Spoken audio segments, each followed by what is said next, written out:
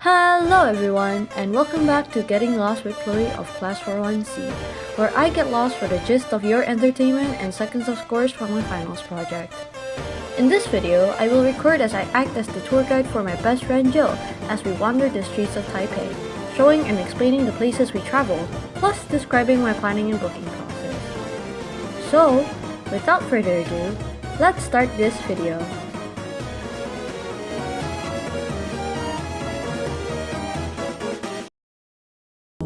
First things off, being a tour guide, I must plan, a tour. Which I did, actually, immediately after the task was given to me, since I like being very specific with my planning.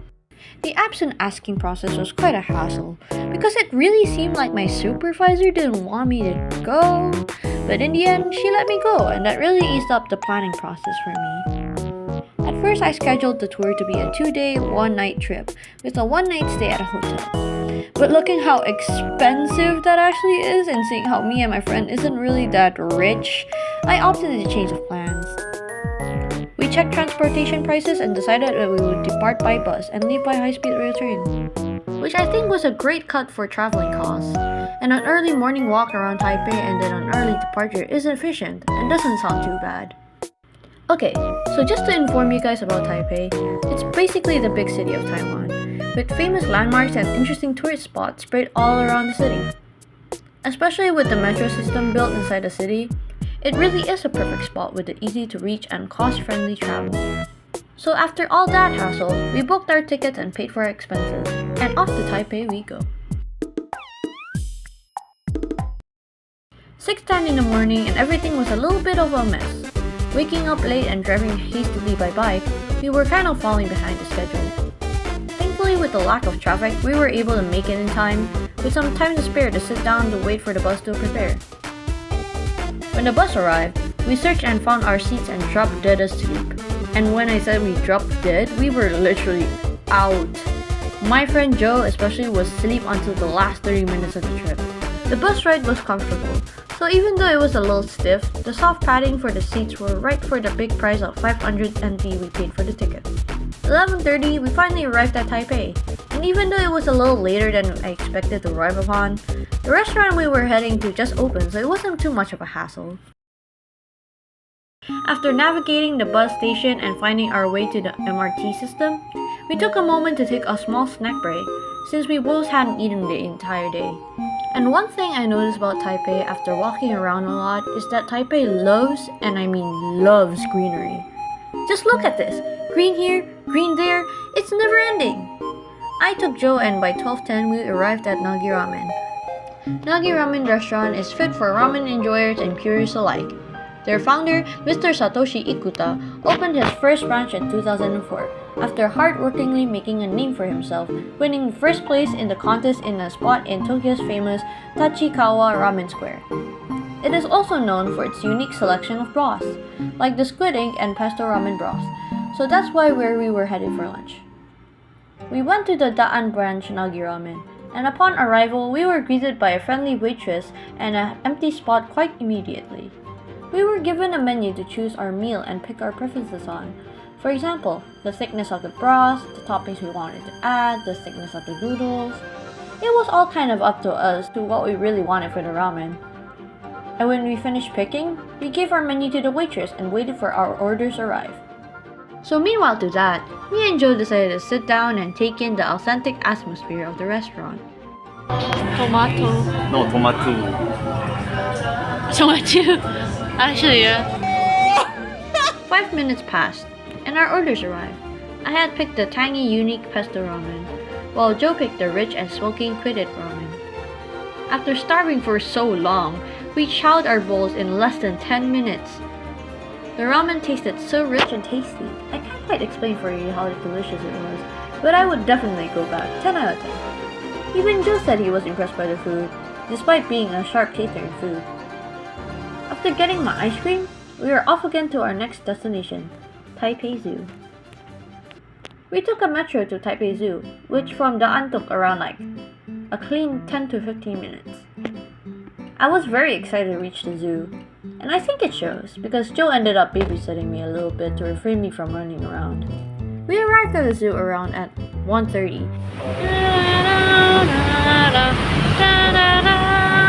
And after ordering our tickets from a self-serving machine, we got in.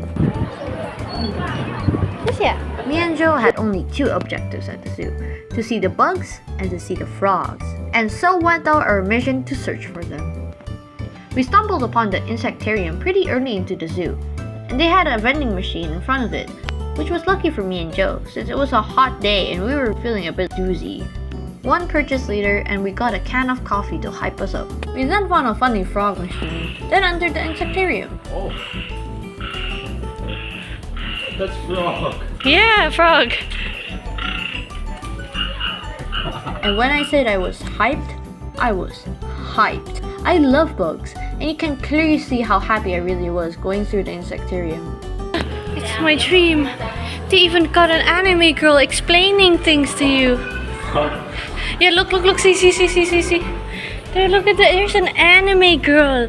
Holy 3D anime girl. I probably have more footage of us exploring the insectarium than I have footage of anything else for this video.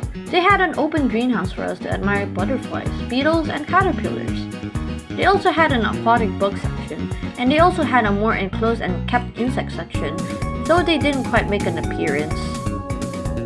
There's more ants and ants. Ants are interesting, but I already watched them on YouTube, so...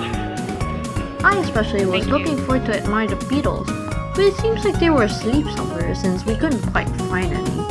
Our experience there was fun nonetheless, finding every interesting looking and sized bugs before departing to the reptile and amphibian section.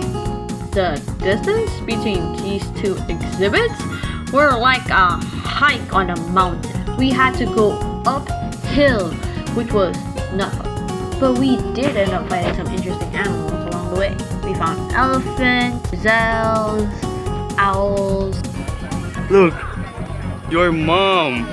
And along the way, we found out there was a train that could take you to the amphibian section, which was baffling for both me and Joe because we have been walking for up to an hour. It turns out there was a ride right there. It was starting to be apparent that the both of us were actually getting really heated up.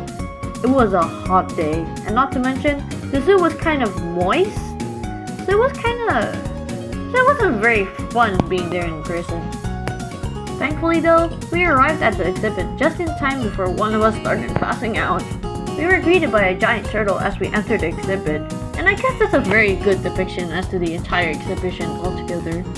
All the animals in the exhibit wasn't out like the other animals in the zoo were, but I was pleased to know that we were able to witness more of the animals there. An iguana! Chameleons. Oh, it's a chameleon! Especially the snakes. They were very big and scary. Oh, we also saw a lot of lizards as well. How is it petrifying? This one is handsome. I think he's not petrifying. Joe, look, he's just fat. Joe personally seemed like they were happy to see the frogs, since it's his favorite animal. The exhibit was filled with a lot of interactive educational motions about frogs and snakes that are friendly for children and interesting for parents alike. Overall, especially since the exhibit was air-conditioned, I loved it. It had just rained when we were about to leave the exhibit. And since me and Joe decided that we were done with the park for the day, we finally went to my favorite place in the entire zoo, the gift shop. Favorite place? Like, in the entire zoo.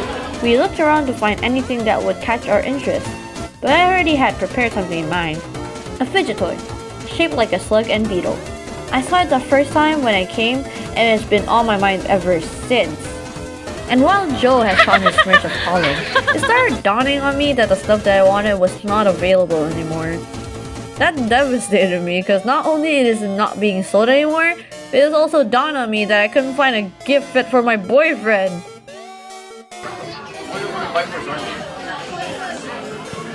I didn't actually think about it. We ended up walking around that gift shop for another 15 minutes before ultimately I gave up searching for something I wanted. There's no wolf here. There should be. He loves wolves. It's also kind of count as a wolf, it's a dog. No! Dog, see. I was quite upset I wasn't able to buy anything for myself in the gift shop. But thankfully, I found this plushie for pig that was adorable. And I'm pretty sure my mom loved it, so I got it. I'll be sending the little guy back to my hometown sometime soon. Both me and Joe were tired at this point, and we were both getting a bit drained. But there was still one more stop we wanted to go. Our final destination, Taipei 101 Observatory. Taipei 101 is the world's tallest building. That is until Burj Khalifa in Dubai surpassed in 2007. The construction first started in 1999 and was topped at 2003. The construction was complete at 2004, which is interesting because the building process is fairly fast. Also considering that the building is entirely made out of glass, it having the world's fastest elevator, it having the observation deck overlooking its groundbreaking tuned mass damper, and most importantly, the view you get to see on the 89th floor. Me and Joe got a can of Monster before heading right straight to the skyscraper view, and when I say it was beautiful, it was beautiful.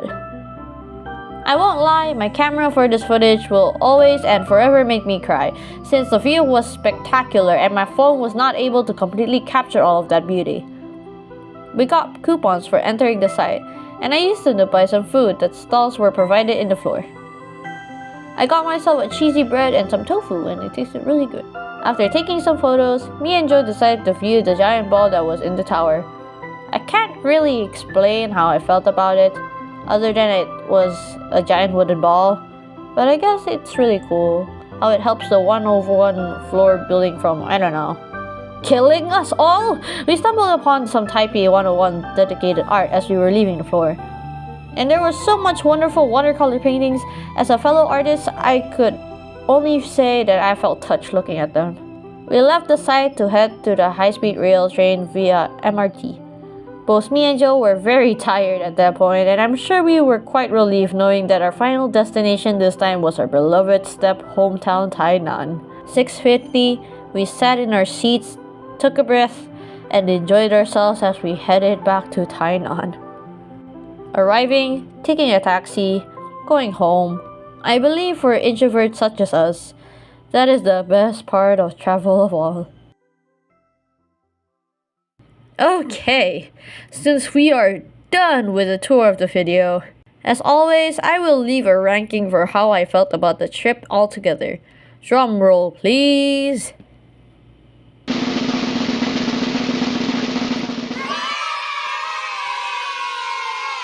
8.4 out of 10. I liked the trip altogether, and so did Joe. The food that we looked out to find ended up being a catch, and even though our energy drained out a bit in the end, we still had fun. And I think that's what's important for a successful tour. I mean, of course, there's the factor of comfortability and such, but having fun with your friend, especially for a project that is now due in 1 week. All I can say is that this day has been a good refresh for my tired mind. Thank you folks for tuning into this video for me. I have spent a lot of effort doing it, and I genuinely do hope I can finish this on time. Teacher, if you see this, I hope you also had fun watching. That is all for my project. Thank you guys, and see you next time. Bye bye.